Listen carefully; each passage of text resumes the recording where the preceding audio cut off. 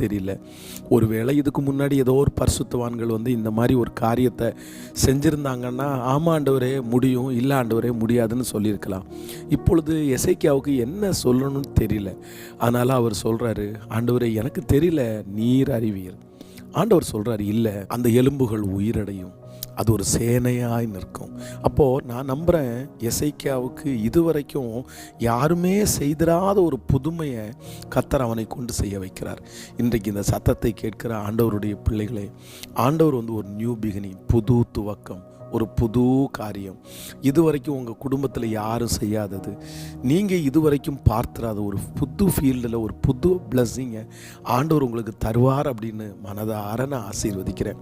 அது நீங்கள் ஆச்சரியமாக இருக்கும், இதுக்கு நான் சம்மந்தமே இல்லை, இது எனக்கு உரியதும் அல்ல, நான் எப்படி அப்படின்னெல்லாம் கேட்கலாம். ஆனால் ஆண்டவர் இன்றைக்கி வாக்கு கொடுக்குறார், ஒரு புதுமையை சீக்கிரமாக நீங்கள் பார்ப்பீங்க.